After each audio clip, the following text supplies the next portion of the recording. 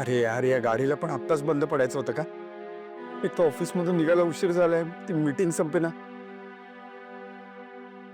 4:30 वाजलेत.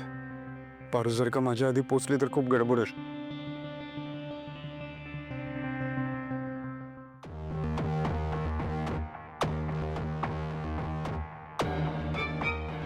अरे सुटापुटा दिसतोय, याला जर बसवलं ना तर पोलीस बी आपल्याला अडवणार नाही. दादा ऐक ना, मला ना एक खूप अर्जंट काम आहे. ओके, मला प्लीज पुढच्या सिग्नल पर्यंत सोडा पाहिजे तर. या बसा. Thank you so much.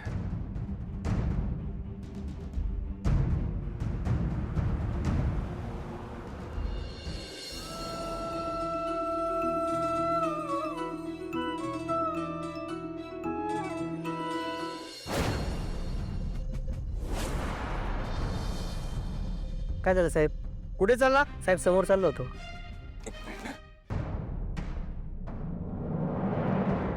हो सर, ॲक्च्युली मला एका अर्जंट कामासाठी जायचं आहे आणि तुमची जी काही प्रोसिजर असेल ते तुम्ही करून घ्या. म्हणजे गाडी चेक करायची असेल तर करून घ्या. हवलदार, गाडी चेक करा.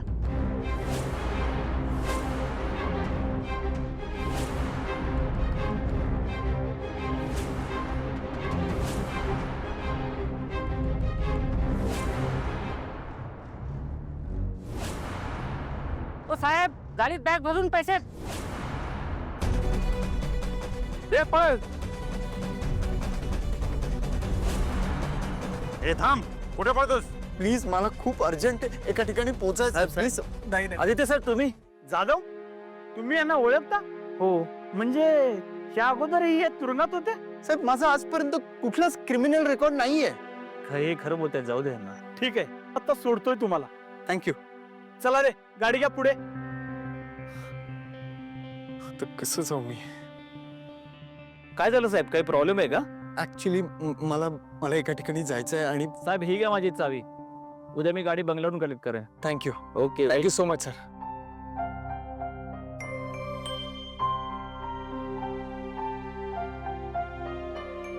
पारू, मी येतोय. वाव, किती सुंदर दिसतेस तू पारू. कोणाची नजर नको लागायला. पारू, आजची रात्र तुझ्यासाठी स्पेशल असेल.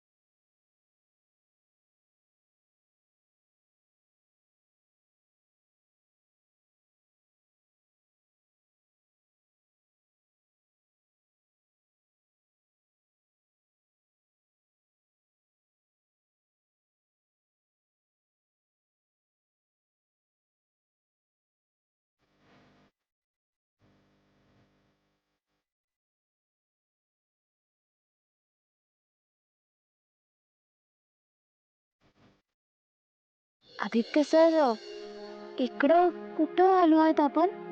आलो.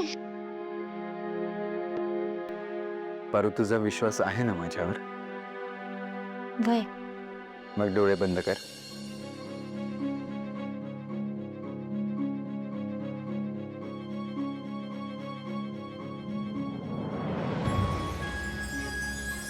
आदित्य सर, काय चाललंय तुमचं? आणि पट्टी कशापायी बांधताय माझ्या डोळ्यांवर? मी ही पट्टी यासाठी बांधतोय कारण पट्टी काढल्यावर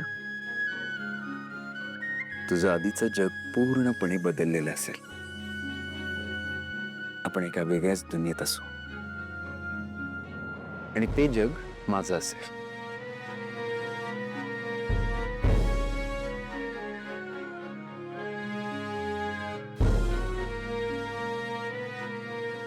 पारू, आता मी तुला जसं सांगेन तसं एक एक पाऊल टाक. ओके? वय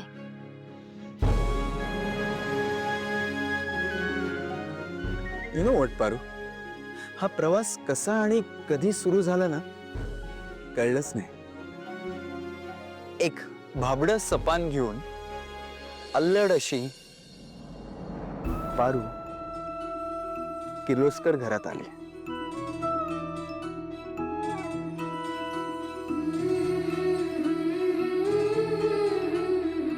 ये. थांब.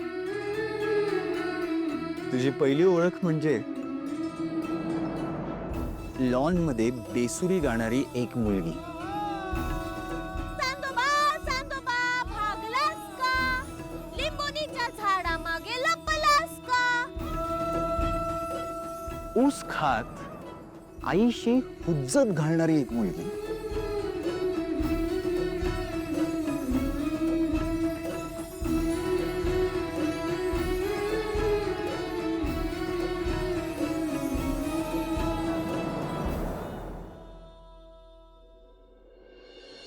तुला आठवतंय सगळ्यात पहिल्यांदा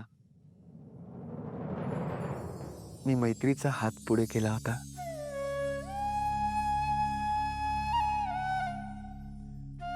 तेव्हा मी तुझ्या हातात हे घड्याळ घातलं होतं, जे आजही तुझ्या हातातच आहे. ये. तुला माहितीये पारू, आजपर्यंत तुझं कोणीच कधीच काहीच वाईट करू शकलं नाही, कारण तू निरागस आहेस, स्वच्छंद आहेस. तुला आठवतंय का, चुकून तुझं नाव त्या कॉम्पिटिशन मध्ये आलं आणि तुला नको असतानाही तू किर्लोस्कर कंपनीची ब्रँड अँबॅसेडर झालीस. कॉंग्रॅच्युलेशन्स पार्वती सेमसे.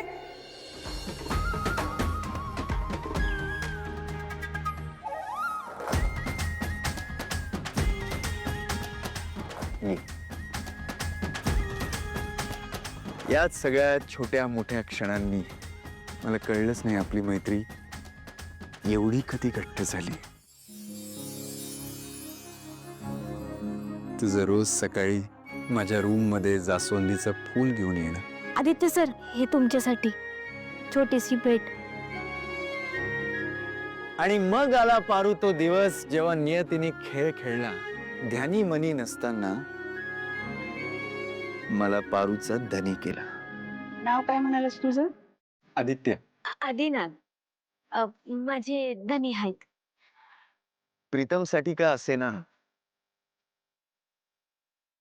आपला धनी कारभारींचा खेळ रंगला. पारू, तुला आठवत आहेत ना ते सगळे क्षण?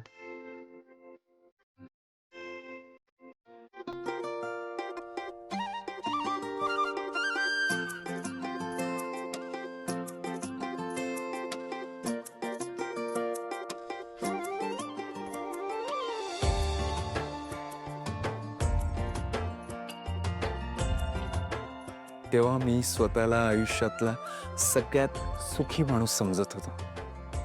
माझ्या हसण्यात स्वतःचं हसू शोधणारी पारू, माझा राग शांतपणे अंगावर झेलणारी पारू. मला कधी रडावंसं वाटलं तर हक्काने मला खांदा देणारी पारू.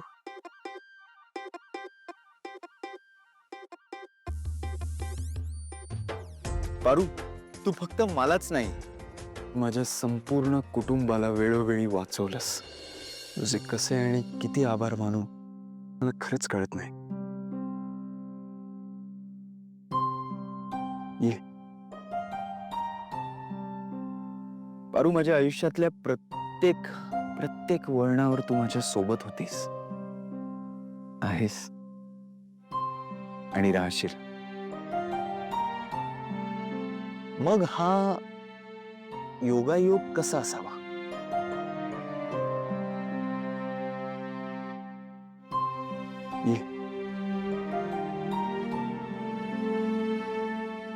पारू, मी खरंच खूप वेळ घेतला. गोष्टी माझ्या अवतीभोवती होत्या तरी माझ्या लक्षात नाही आलं. मी आंधळा होतो. पण आता मी उशीर नाही करणार. आदित्य सर, काय बोलताय तुम्ही? कळेल मी काय बोलतोय आणि का बोलतोय.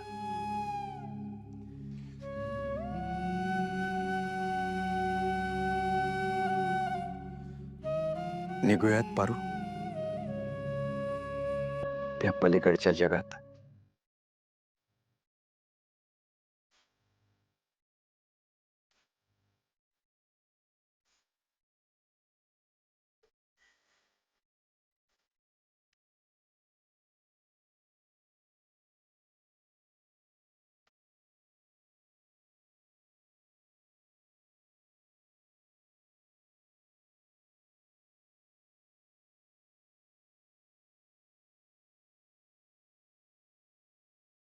And ready?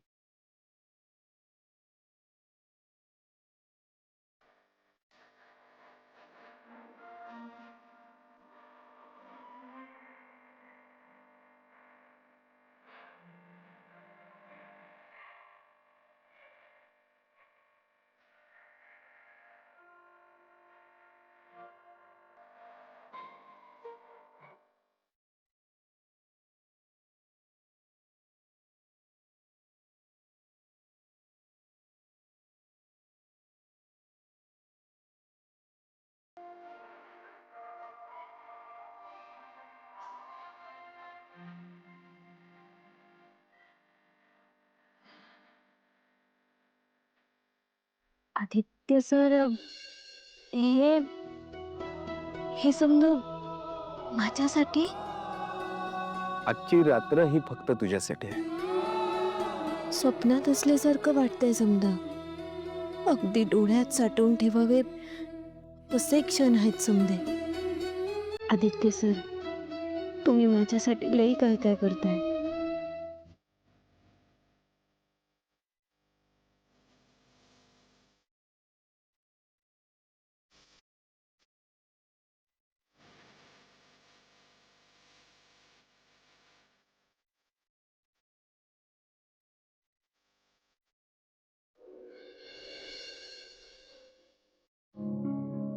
आदित्य सर, आज काय कुठला सण आहे का? थोडं हे फिल्मी वाटू शकतं पण तू सोबत असल्यावर सणाची काय गरज आहे. तू सोबत असताना माझ्यासाठी प्रत्येक दिवस आनंद घेऊन येतो. आणि आजची रात्र ही मला तुझ्यासाठी आणि माझ्यासाठी आयुष्यातली अविस्मरणीय रात्र बनवायची आहे.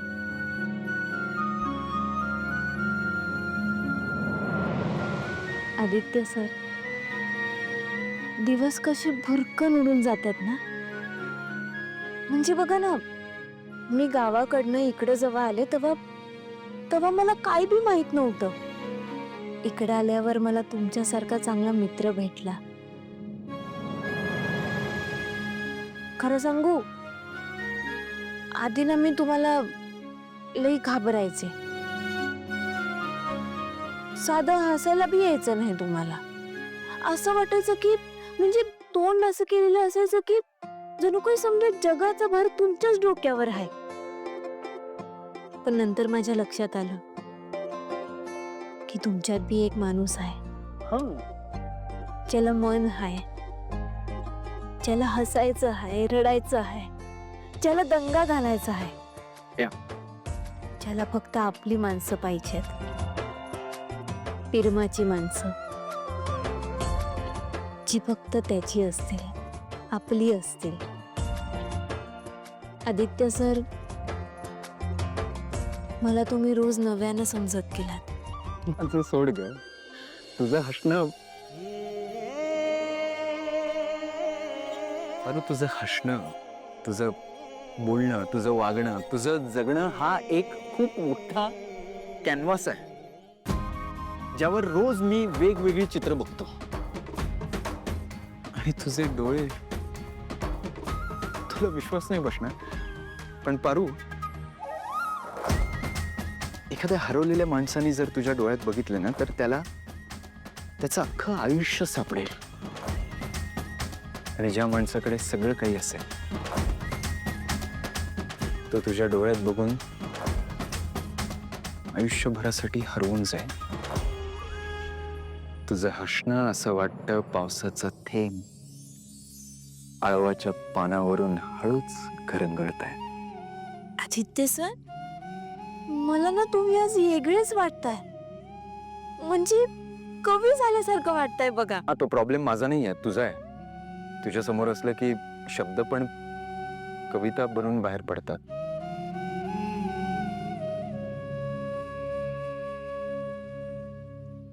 आदित्य सर, एवढी समधी जास्वंदीची फुलं.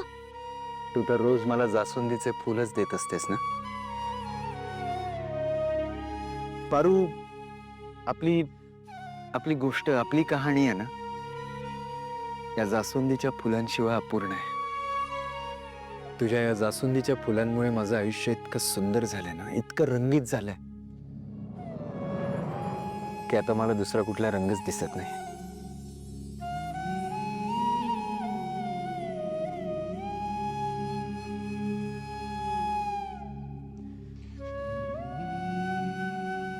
दिवसभरातला एकही क्षण असा जात नाही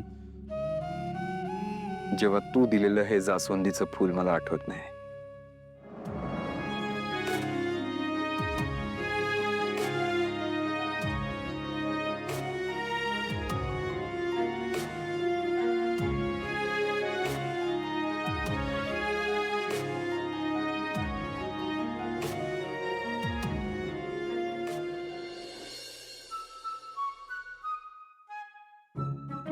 आजपर्यंत लई त्रास दिलाय तुम्ही मला, आणि तुम्हाला असं वाटतं की मला राग आलाय त्याचा, म्हणून तुम्ही हे समजा करताय ना.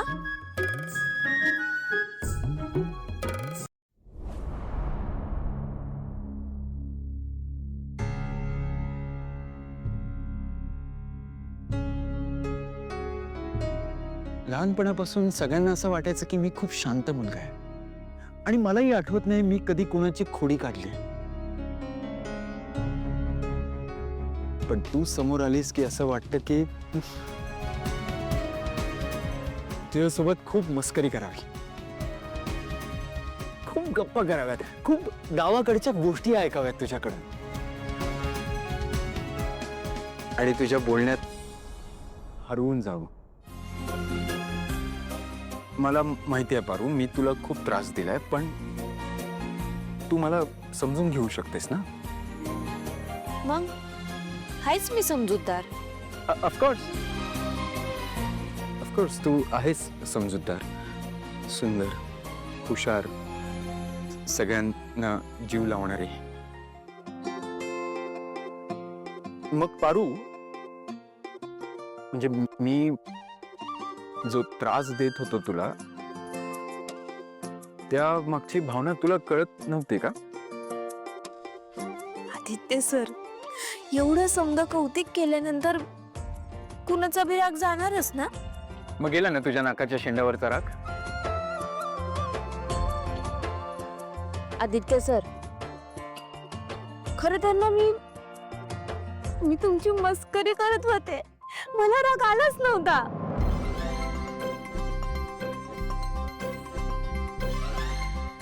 वाह,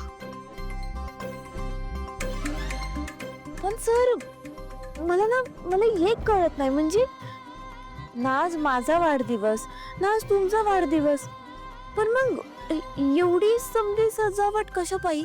तुला ना सतत प्रश्न पडत असतात ना पारू. म्हणजे जे दिसतंय ते शांतपणे तू बघू शकत नाहीस ना. प्रत्येक प्रश्नाचं उत्तर हवंय ना तुला.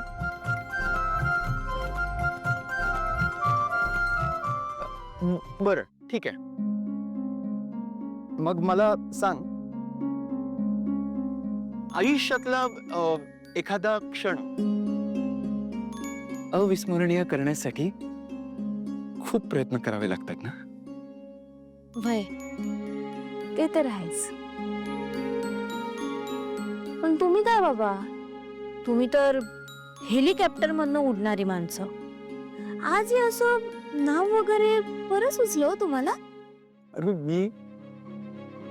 मी जगातली कुठलीही गोष्ट विकत घेऊ शकतो. तू म्हणते तसं मी हेलिकॉप्टरनी कधीही कुठेही कसंही फिरू शकतो, जगात कुठेही पोचू शकतो. पण अशी एक जागा असते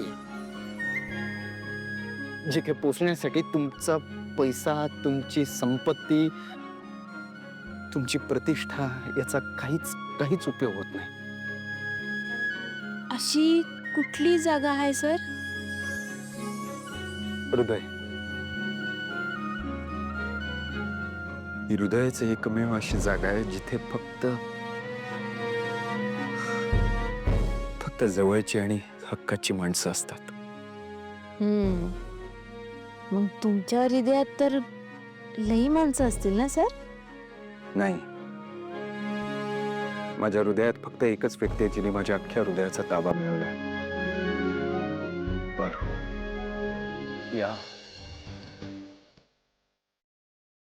या नदीतल्या लाटांसारखं माझं मन तुझ्या विचारांमध्ये, तुझ्या आठवणींमध्ये सतत वाहत असतं. माझा दिवस फक्त तुझ्या विचारांनी सुरू होतो आणि माझी रात्र तुझ्या स्वप्नात सरते. परंतु तू इतके दिवस झाले ओळखतेस मला, म्हणजे मला माहितीये मी परिपूर्ण नाहीये.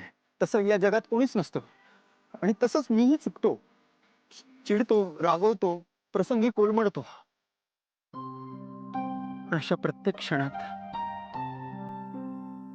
मला तुझं माझ्यावरचं प्रेम, तुझा माझ्यावरचा विश्वास आठवतो. तुझा विश्वास मला पुन्हा उभं राहण्याचं बळ देता.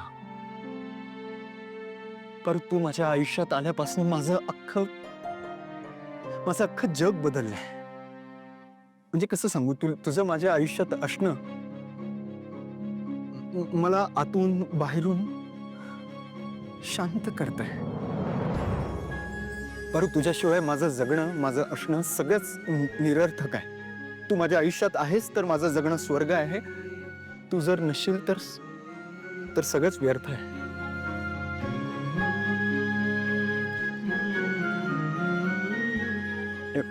यु नो व्हॉट, म्हणजे मला असं वाटत होतं इतके दिवस मी ना आकाशात कुठेतरी भरकटतोय, अदांतर, अलगद, दिशाहीन. पण तू माझा हात तुझ्या हातात धरलास आणि मला दिशा मिळाली. माझ्या मूक संवेदनांचा तू आवाज झालीस. तुला प्रश्न पडला होता ना मी इथे तुला का घेऊन आलोय?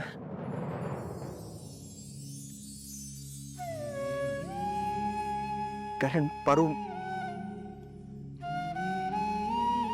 मला व्यक्त व्हायचं होतं. त्यासाठी मी जगातलं कुठलंही ठिकाण निवडू शकलो असतो, खूप वस्तू विकत घेऊ शकलो असतो, पण हा निसर्ग, आकाशात चमकणारा हा चंद्र, त्याच्या भोवती ह्या लुकलुकणाऱ्या चांदण्या, या नदीचं निर्मळ पाणी शुद्ध आहे, पवित्र आहे, निर्मळ आहे. आणि तितकंच निखळ निर्मळ आहे माझं तुझ्यावरचं प्रेम.